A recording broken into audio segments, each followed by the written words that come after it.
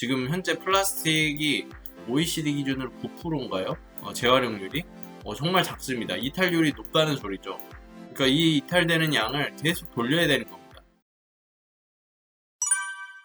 안녕하십니까? 송준호의 생활 ESG입니다. 오늘은 셀프리즈 백화점 2년 사이 중고 판매량 240% 증가라는 주제를 가져왔습니다. 요새 중고 거래가 되게 활발하게 이루어지고 있죠. 우리나라도 예전 중고나라서부터 시작을 해서 번개장터, 당근마켓 같은 다양한 이제 플랫폼들이 만들어지고 있고 거래가 활발하게 이루어지고 있습니다. 네, 중고라는 것도 이제 어떻게 보면 이제 제품의 수명이 다하기 전에 버려지는 그런 폐기물을 일단 줄여야 되잖아요. 그러니까 수명이 다할 때까지 최대한 이제 사용하는 점에서 재사용 측면에서도 이제 중고 거래가 굉장히 좀 권장되기도 하죠. 그래서 이제 수리권에 대해서 특히 이제 애플에서도 최근 이제 수리권을 보장하겠다 이런 정책들이 나와서 주목을 받고 있습니다. 네, 한번 살펴보시죠. 네, 영국의 백화점 셀프리즈가 패션 산업이 환경에 미치는 심각한 영향을 줄이기 위해 지구 프로젝트를 선언하고 중고 의류 판매, 렌탈, 중고 품목을 수리하는 서비스에 주목을 해왔습니다. 네, 사실 이 그린워싱, 의류 산업의 그린워싱에 대해서 이 밑에 보시면 이제 참조하실 이제 관련 기사들이 나와 있죠. 이 보시듯이 이제 패션에 대해서 여러 가지 그린워싱의 문제도 있고 또 그 신장 위구르 지역에서 나왔던 그런 제품들을 사용하는 것에 대해서도 인권 문제 때문에 상당히 문제가 됐었죠. 유니클로 같은 경우에도 그 불이익을 받았던 부분도 있고요. 이렇게 이런 문제들이 있습니다. 그런데 이제 이 셀프리즈가 2년 전 2020년에 이 프로젝트를 시작을 했는데요. 여기에 대해서 이제 보고서를 발표한 겁니다. 보고서를 살펴보니까 2020년부터 지속가능성 프로젝트로 중고 판매가 240% 이상 증가를 했고 한 17,771건이라고 합니다. 적지 않죠? 또 2년 전부터 이제 28,000건 이상의 수리가 됐고 2,000건 이상 렌탈도 한다. 8,000건 이상 미용 제품 그리고 기타 상품 리필 판매. 이 리필 판매하면은 이 용기에 이렇게 다시 쓰니까 이 용기를 재활용할 수 있으니까 폐기물이 안 들겠죠. 그러니까 이런 것도 이제 중요하게 생각을 하는데 우리나라도 이제 비영리 단체 예를 들어 이제 알맹이라는 것도 있거든요. 그런 데서도 그 리필 이런 상품을 많이 팔고 있습니다. 그래서 이 셀프리지도 이런 점에서 더 앞으로 강화하겠다 정책을 펴고 있는 거고요. 2020년 8월 10년 계획으로 이 10년 계획이라고 합니다.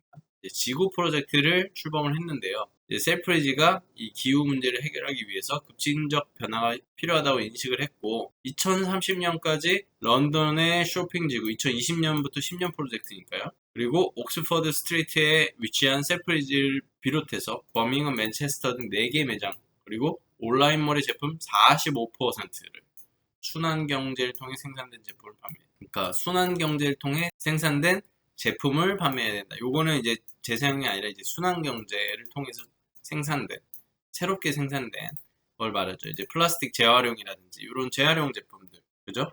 이제 재판매 등을 렌털된 상품, 리필, 수리, 재활용된 상품이 이제 포함이 되는데, 그러니까 순환경제라는 거는 제품이 한번 이렇게 생산이 돼서 들어오면요, 이게 사용이 돼가지고 다시 폐기되고 분리되고 수거돼서 다시 이제 화학적 혹은 물리적 재활용을 통해서 이 순환 사이클을 계속해서 도는 걸 말하는 거거든요. 이 순환 경제의 핵심은 이 들어왔던 게 일단 들어와야 되는 거죠. 이 순환 경제 안에 들어왔던 게 그냥 나가면 안 되고 돌아야 된다는 겁니다. 들어왔다가 이탈률이 대부분이라면 지금 현재 플라스틱이 OECD 기준으로 9%인가요? 재활용률이 정말 작습니다. 이탈률이 높다는 소리죠. 그러니까 이 이탈되는 양을 계속 돌려야 되는 겁니다. 그러려면 이제 돈도 필요하겠죠, 투자금. 그러려면 이런 이 소비재에서 요거를 아예 그냥 명시를 하는 방법으로 간다면 여기 자금이 투자가 되니까 계속 돈이 수급이 되니까 이걸 이렇게 그 자금을 통해서 돌리겠다. 그리고 수요를 통해서 돌리겠다 하는 것이죠. 그래서 중고거래 이니셔티브 리셀 프리즈라고 있습니다. 리셀이 이제 다시 판매하는 거죠. 그래서 이제 리셀 프리즈라고 하고 셀프리즈 백화점 거래 아직은 1% 미만이라고 합니다. 요걸 45%까지 이제 지금 8년 남았죠. 이걸 이만큼이나 늘려야 되는데 과연 이게 가능할지. 가장 이제 패션 브랜드에서 이 탄소 중립과 관련해서 가장 해결해야 될 점이 이 패스트 패션 문제죠. 빠르게 입고 금방 닳아서 버려버린다. 패스트 패션, 이 성장이 가속화되는데 의류 산업이 지속 가능성에 관심을 돌리려면 이 패스트 패션이 사실 빨리 달아야 더 많이 판매해서 수익이 이렇게 늘어나는 구조였잖아요. 근데 이거를 덜 판매하고 이게 한 번 사면 진짜 오래 있게 한다는 거니까 여기서 수익 구조를 만들어내야 되는 거니까 패러다임의 전환이 필요하고 그러다 보니 상당히 시간이 걸리고 어려운 부분이긴 합니다. 중고 상품 판매에 비롯해서 이제 렌탈 서비스는 이제 넷제로 달성 목표를 위해서 나왔는데 탄소 중립 서명하고 넷제로 약속 10년 앞당겼다 이렇게 얘기를 하고 있습니다. 여기 전무이사인 앤드류 키스는 우리에게 진정 필요한 것은 급진적인 변화겠죠. 그리고 이는 플랫폼을 실제로 살펴보고 의미 있는 변화에 전념해야 된다. 이렇게 말을 했고요.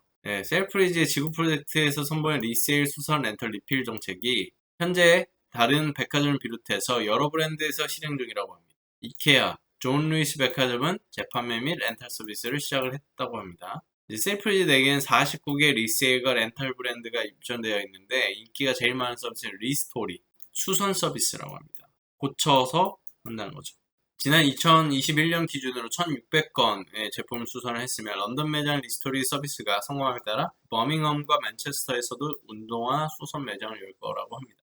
그리고 옥스퍼드 스틸맨의 데님 수리도 시작하고 이제 데님 청바지 그리고 렌털 서비스인 아동복 액세서리, 주얼리 및 남성복 등의 새로운 범주를 확장될 것이라고 전했습니다. 중요한 것은 사람들이 제품 수명을 연장할 수 있도록 방법을 생각하고 격려를 하는 것이고요.